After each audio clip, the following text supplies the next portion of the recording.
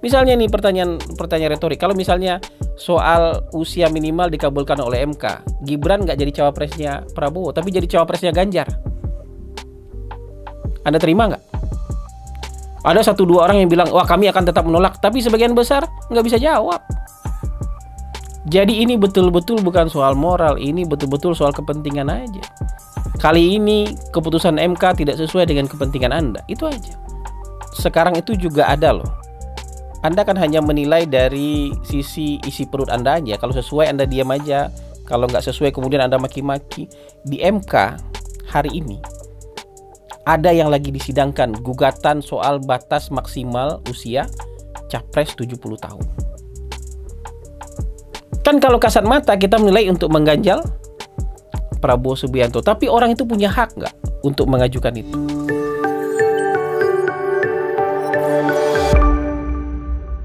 Baik, Assalamualaikum warahmatullahi wabarakatuh. Kita berjumpa lagi dalam siaran mikrofon Hasan Nasbi. Sekarang kita sudah masuk ke episode 160 ya.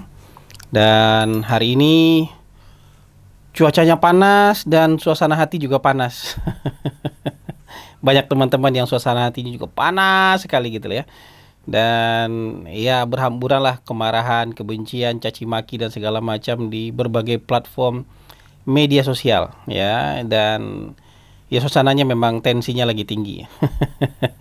Jadi hari ini saya mau kasih judul semua orang boleh memperjuangkan haknya. Itu judul kita kali ini. Ya, saya mau cerita ya. Mungkin tahun 2015 ya. Tahun 2015 itu ada undang-undang ya yang menyatakan bahwa undang-undang pemerintahan daerah ya, yang menyatakan bahwa kalau seorang kepala daerah, bupati, wali kota, gubernur sudah menjabat 2 periode, maka periode berikutnya itu istrinya, anaknya, kakaknya, adiknya, orang tuanya, ipar langsung itu nggak boleh maju dalam pilkada. Jadi dalam undang-undang pemerintahan daerah itu adalah pasal, saya lupa pasal 7 kalau nggak salah ya, undang-undang pemerintahan daerah tahun 2015 itu menyatakan bahwa nggak boleh ada politik dinasti. Jadi kalau bapakmu 2 bupati 2 periode, kamu nggak bisa maju pilkada lagi waktu itu. Kalau suamimu atau istrimu wali kota 2 periode, kamu nggak boleh maju lagi. Di yang periode pas setelah itu nggak boleh maju lagi. Beberapa 1 periode setelah itu baru boleh maju lagi. Kalau misalnya kakakmu kepala daerah gubernur misalnya, maka kamu juga nggak boleh maju pilkada. Konsekuensinya mungkin gitu juga kalau presiden. Kalau bapakmu presiden, kamu nggak boleh lagi maju pilpres. Jadi itu kondisi tahun 2015.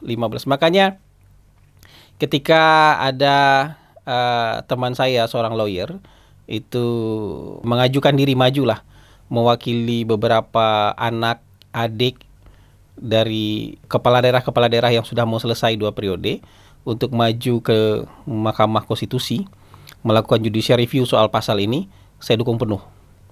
Gitu. Saya dukung penuh logistiknya sekalian. Saya dukung penuh lawyer ini gitu ketika maju untuk itu. Kenapa? Karena saya punya sahabat-sahabat yang pada saat itu tahun 2015 mau maju pilkada, emang nggak bisa maju pilkada dia. Dan saya tahu sahabat saya ini memang anak bupati, anak wali kota, tapi orangnya emang bagus, pendidikannya oke. Pengalamannya di legislatif juga oke. Ya kan sudah 2 periode di legislatif, tapi karena aturan undang-undang ini dia nggak bisa maju pilkada. Jadi akhirnya saya support teman-teman saya untuk mengajukan judicial review di Mahkamah Konstitusi dan alhamdulillah dikabulkan oleh Mahkamah Konstitusi. Jadi pasal itu dibatalkan. Jadi nggak ada lagi pasal dinasti dalam undang-undang nomor, saya lupa nomor berapa, tapi pasal 7 itu sudah dicoret ya. Kemudian pasal dinasti itu sudah dicoret. Kemudian ya boleh, anak bupati boleh maju, istri bupati boleh maju, adik, kakak, ipar bupati boleh maju. Ya, bahkan ada di satu daerah tuh ya istri pertama, istri kedua maju. Sama-sama maju bertempur untuk menjadi calon bupati misalnya. Orang bilang ini melanggengkan politik dinasti. Oke, begini. Saya cuman berprinsip kepada hal berikut.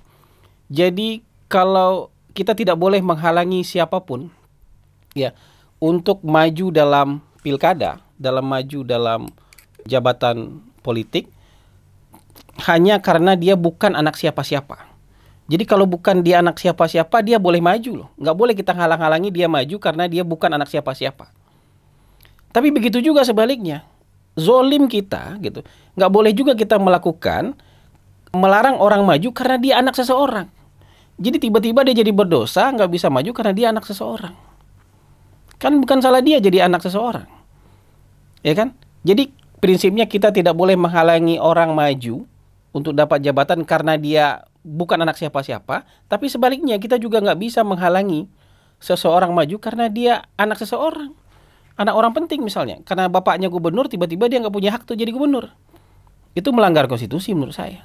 Karena bapaknya bupati, dia nggak punya hak untuk menjadi bupati. Itu melanggar konstitusi menurut saya. Kalau bapaknya presiden, dia nggak boleh menjadi calon presiden. Itu juga melanggar konstitusi menurut saya. Nah, itu tahun 2015. Pendirian saya seperti itu. Jadi mungkin berbeda dengan kebanyakan orang yang bilang, wah ini kita harus hancurkan politik dinasti. Loh, ketika orang punya kesempatan untuk maju, biar aja dia punya kesempatan untuk maju. Karena hak orang lain untuk maju juga nggak dihalangi kok. Orang lain juga bisa maju kok. Yang bukan anak siapa-siapa juga, kalau dia punya kemampuan, dia bisa maju kok. Dan juri terakhirnya masyarakat. Di antara teman-teman saya yang maju tahun 2015, ada yang menang, ada yang kalah. Ya, yang teman saya langsung tuh ada 3 menang, ada 2 yang kalah. Itu kan artinya masyarakat kita bisa menilai. Yang pantas untuk terpilih ya terpilih. Yang nggak pantas untuk terpilih walaupun dia anak bupati, ya nggak terpilih aja. Yang nggak pantas untuk terpilih walaupun dia anak wali kota misalnya, ya udah nggak terpilih aja. Yang istri juga begitu. Ya kalau nggak pantas buat masyarakat, ya dia nggak terpilih. Jadi jangan menghakimi kemampuan masyarakat untuk menjadi juri terakhir. Dan buat saya itu bukan dinasti. Ada yang jadi dan ada yang tidak jadi. Nggak ada dinastinya di sana menurut saya. Kalau misalnya dia terpilih, ya karena dipilih oleh masyarakat. Ada yang tidak terpilih, itu kita mau bilang apa? Ya kan, itu artinya masyarakat punya rasionalitasnya sendiri untuk menilai dan memberikan suaranya. Jadi jangan juga Anda rampok hak masyarakat untuk memberikan suaranya. Kalau masyarakat pengennya ini, terus kenapa? Kan nggak apa-apa. Gitu. Itu maksud saya. Untuk memulai cerita ini, saya ingin menggambarkan yang seperti itu. Ya, jadi kita nggak boleh loh melarang orang untuk memperjuangkan haknya. Karena dia justru jadi anak seseorang, justru dia nggak boleh maju. Itu ada hak yang dirampas, dan orang yang dirampas haknya, dia boleh memperjuangkan haknya. Kalau ada undang-undang yang merampas itu, dia boleh memperjuangkan haknya ke Mahkamah Konstitusi. Karena ini hak konstitusi dia juga untuk maju, kan gitu. Nah, begitu juga dengan yang terjadi kemarin. Begitu juga yang terjadi kemarin. Yang terjadi kemarin itu, aduh, saya merasa tuh penuh dengan kata-kata yang bombastis, kata-kata yang seolah-olah ini ada sesuatu yang bencana besar. Tapi sebenarnya nggak apa-apa. Ini cuma ada orang ingin memperjuangkan haknya, itu aja, sesederhana itu. Bukan seperti kata Butet Kertarajasa. Ini kan persoalannya karena itu nggak sesuai dengan kemauan dia aja. Kita tuh sering sekali kalau ada sesuatu nggak sesuai dengan kemauan kita, kemudian kita judge itu bencana, kita judge itu kehancuran, kita judge itu dosa besar, kita judge itu aib, kita judge itu sebagai sebuah kejahatan. Nggak sesuai aja sama kemauan Anda. Ini kan banyak kemauan, banyak kepentingan di Republik ini. Ketika nggak sesuai dengan kepentingan Anda, bukan berarti itu buruk. Makanya untuk menguji apakah itu boleh atau tidak, buruk atau tidak, kita maju melalui jalur institusional. Orang kalau ada jalurnya melalui Mahkamah Konstitusi, orang berjuang melalui Mahkamah Konstitusi. Sama juga kan dengan misalnya gini, dalam Undang-Undang Dasar nggak ada ketentuan berapa batas usia minimal orang untuk maju sebagai capres-cawapres. Dalam undang-undang ada. Tapi kan kemudian ada orang yang merasa haknya dirampas. Peluang mereka dirampas. Ada anak-anak muda dari PSI, ya kan? Ada yang merasa kalau begini hak kami dirampas nih, ya kan? Ada kepala daerah muda yang merasa juga haknya dirampas nih. Ada juga orang yang mau bercita-cita jadi presiden, kalau begini umurnya, waduh, kesempatan kami bisa lewat nih. Maka mereka mengajukan judicial review ke Mahkamah Konstitusi. Bisa juga, bahkan sekalipun menurut saya, kalaupun misalnya Gibran nih yang maju sendiri untuk menjadi prinsipal, ya, ke Mahkamah Konstitusi, buat saya juga nggak apa-apa. Ini kan namanya juga memperjuangkan hak. Apa yang salah dengan memperjuangkan hak? Itu terserah MK nanti mengabulkan atau menolak. Tergantungkan dalil kita. Ketika kita mendalilkannya kayak gimana argumen kita di Mahkamah Konstitusi. Makanya kemarin dari sekian gugatan, sebagian besar ditolak kan. Nah, gugatan ditolak itu menurut saya bukan karena semangatnya salah, tapi karena pendalilannya keliru. Ada yang minta diturunkan jadi 35, mungkin dalilnya ditolak. Ada yang diminta boleh di bawah umur 40 tahun kecuali penyelenggara negara. Tapi pendalilannya nggak sempurna, penyelenggara negara itu apa? Ya kan? Nah, ada satu yang diterima 40 tahun atau pernah menjadi kepala daerah. Menurut saya argumentasi di Mahkamah Konstitusi kemarin cukup masuk akal. Walaupun terjadi perbedaan sengit ya di antara para hakim-hakim, tapi yang berlaku itu kan hakim berhak berbeda, tapi yang berlaku itu kan keputusan mahkamah. Bukan kedongkolan dari hakim-hakim yang berbeda pendapat, bukan. Tapi hakim berhak berbeda pendapat. Dan yang berbeda pendapat itu juga berhak pernyataannya disampaikan ke publik, nggak apa-apa juga. Tapi yang berlaku adalah keputusan mahkamah. Coba lihat apa kata Butet.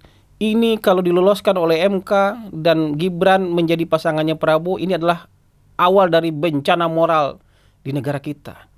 Bencana moralnya di mana? Ini kan sebuah perjuangan tentang hak ya. Perjuangan tentang hak yang kemudian diakomodir oleh lembaga Mahkamah Konstitusi, ya dia menjadi sah dia.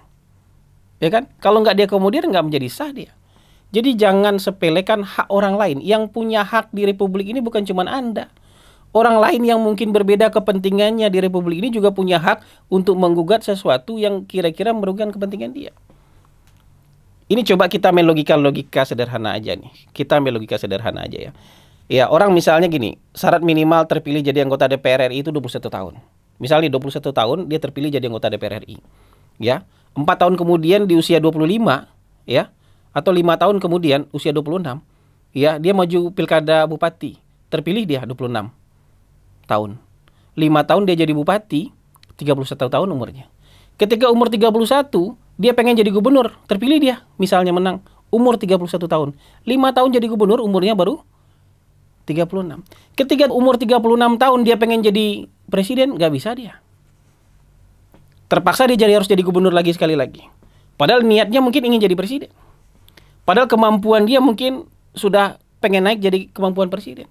Dukungan politik dan keinginan masyarakat mungkin dia sudah pengen jadi presiden. Jadi jangan hanya melihat soal Gibran. Jangan cuma melihat sekedar kepentingan politik tahun 2024. Coba lihat nanti tahun 2029. Lihat nanti tahun 2034 betapa banyaknya anak-anak muda ya yang akan berani muncul di panggung politik nasional tanpa takut terhalang soal masalah umur. Iya kan? Bayangkan di Republik ini kalau 21 tahun sudah bisa menjadi anggota DPR RI. Ya. Kalau umur 40 tahun itu, umur 39 tahun berarti sudah 18 tahun karir dia dalam politik. Masa 18 tahun karir dia dalam politik kemudian nggak bisa jadi capres atau cawapres karena hanya kendala umur. Jadi berjuang soal hak itu biasa aja. Apakah itu diterima atau ditolak itu tergantung dari pendalilan. Jadi nggak bisa dihakimi karena itu kalau sesuai dengan harapan Anda jadi baik, nggak sesuai dengan harapan Anda kemudian jadi jelek. Jadi jahat, jadi konspirasi, jadi aib, jadi dosa besar. Anda cara berpikir dari mana itu? Apalagi bilang sebagai bencana moral. Bencana moral dari mana?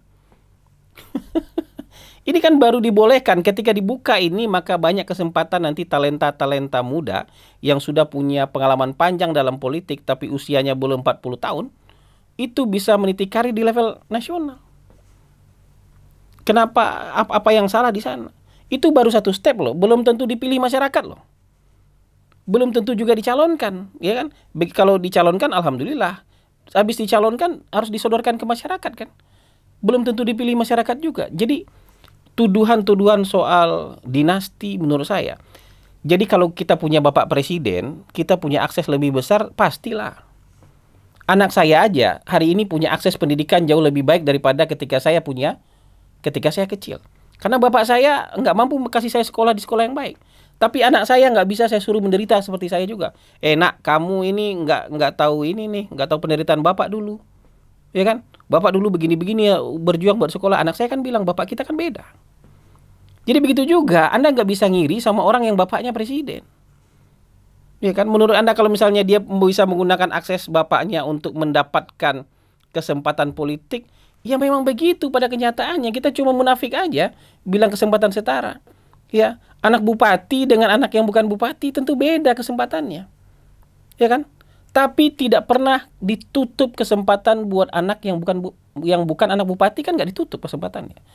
Cuman beda cara akses aja. Ya, saya bisa sampai di titik ini kan juga nggak jelek-jelek amat untuk anak seorang petani. Ya kan, kesempatannya terbuka kok. Bukan berarti anak seorang petani harus berputar-putar dalam lingkaran setan harus jadi petani juga, kan nggak begitu. Walaupun petani bukan pekerjaan yang buruk, tapi dari sisi kemiskinan hampir pasti miskin aja. Ya kan? Tapi saya bisa sampai di level seperti ini itu karena pintu terbuka lebar, karena hak kita nggak pernah ditutup. Tapi bahwa ada orang yang secara akses, misalnya dia anak pengusaha, besar, dia mau mulai usaha, kan nggak mungkin dia mulai usaha dari nol. Nggak mulai dia usaha dari modal dengkul. Kalau saya mulai bisnis dari modal dengkul, karena orang tua saya nggak bisa kasih modal. Bank nggak mau saya kasih pinjaman karena nggak bankable. Tapi kalau anak pengusaha, dia bilang, oh iya saya mulai dari nol. Mungkin dari nol maksud dia itu dari modal 8 miliar. Mungkin dari modal minimal 800 juta. Atau mungkin modal 80 miliar. Dia bilang itu modal dari nol. Karena dia bandingkan dengan kapital yang dimiliki oleh bapaknya. Memang startnya nggak sama. Jadi menurut saya, hal-hal yang seperti ini bukan masalah moral. Ada orang yang merasa punya kesempatan. Kemudian dia terkendala gara-gara aturan. Dia berjuang di jalur yang benar. Di jalur hukum. Buat saya harus dihargai loh. Persoalan diterima nggak terima itu urusan hakim. Iya, kalau Anda berkonspirasi bahwa hakim bisa dikendalikan begini, Anda sedang merendahkan martabat lembaga pengadilan kita, lembaga Mahkamah Konstitusi. Kalau begitu kan, bagaimana misalnya dengan sekarang itu juga ada loh. Anda kan hanya menilai dari sisi isi perut Anda aja. Kalau sesuai Anda diam aja, kalau nggak sesuai kemudian Anda maki-maki. Di MK hari ini, ada yang lagi disidangkan gugatan soal batas maksimal usia capres 70 tahun. Kan kalau kasat mata kita menilai untuk mengganjal Prabowo Subianto. Tapi orang itu punya hak nggak untuk mengajukan itu? Dia punya hak untuk mengajukan itu. Ya biarkan aja. Nggak perlu kita maki-maki ini orang brengsek, konspirasi dari mana, bencana moral ini kalau misalnya batas maksimal ini digugat. Apa-apaan ini? Siapa yang nyuruh ini? Dibayar siapa ini? Ada dasarnya, biarkan aja orang di sana. Persoalan nanti di MK diluluskan atau tidak itu biar urusan hakim MK. Kan nggak ada yang maki-maki. Ada nggak pendukung Prabowo yang maki-maki orang yang hari ini lagi mengajukan judicial review soal batas usia maksimal di calon presiden dan wakil presiden di MK? Dalil dia, Hakim Agung aja ada batas usia maksimal kok 70 tahun. Hakim MK aja juga ada batas usia maksimal, kok presiden nggak boleh ada batas usia maksimal. Masuk akal aja. Dan itu sekarang lagi disidangkan. Ada beritanya, cuman Anda nggak peduli aja sama berita itu karena buat Anda itu berita happy-happy. Bukan berita yang kemudian mengganggu perasaan Anda soal copras-capres. Kalau ini dikabulkan juga mungkin Anda yang paling teriak-teriak, kegirangan, jingkrak-jingkar kegirangan, nggak sadar Anda bahwa pengajuan judicial review soal batas usia minimal sama sahnya dengan pengajuan soal batas usia maksimal. Anda kritik nggak orang yang mengajukan batas usia maksimal ini? Kalau nanti dikabulkan, Anda orang paling depan nggak untuk sujud syukur? Jadi ini sebenarnya menurut saya sebenarnya soal kepentingan aja. Kali ini keputusan Mahkamah Konstitusi tidak sesuai dengan kepentingan Anda. Jadi nggak ada urusan dengan moral. Karena moral Anda juga nggak benar-benar amat menurut saya. Jadi nggak ada itu urusan moral. Ini urusan soal berbeda kepentingan aja. Misalnya nih pertanyaan retorik. Kalau misalnya soal usia minimal dikabulkan oleh MK, Gibran nggak jadi cawapresnya Prabowo, tapi jadi cawapresnya Ganjar. Anda terima nggak? Ada 1-2 orang yang bilang, wah kami akan tetap menolak. Tapi sebagian besar nggak bisa jawab. Jadi ini betul-betul bukan soal moral. Ini betul-betul soal kepentingan aja. Kali ini keputusan MK tidak sesuai dengan kepentingan Anda. Itu aja. Nggak ada urusan dengan bencana moral. Tapi kalau saya berpegang semua orang berhak memperjuangkan haknya yang terhalang, terdiskriminasi, ya, atau ditutup oleh undang-undang. Ini cerita terakhir nih. Anda tahu nggak? Ini jangan cuman soal Anda aja yang kita hitung-hitung, bukan cuman Indonesia ini, bukan cuman soal pendukung Ganjar ini. Yang moral ini bukan pendukung Ganjar bermoral kemudian pendukung yang lain tidak bermoral ini, ya. Ini soal sederhana. Saya ini, perusahaan saya, dan mungkin puluhan perusahaan polster dan konsultan politik pasti akan mati, pasti akan bubar setelah Oktober atau November tahun 2024. Pasti itu, kiamat itu buat seluruh perusahaan konsultan politik dan perusahaan polster. Pasti kiamat itu. Dan orang yang hidup di sini nggak cuma satu orang, ribuan orang yang hidup dalam industri ini. Kenapa? Dibunuh oleh undang-undang. Karena undang-undang mensyaratkan pemilu itu serentak, pemilu dan pilkada serentak. Jadi setelah tahun 2024 nggak ada lagi pilkada selama 5 tahun.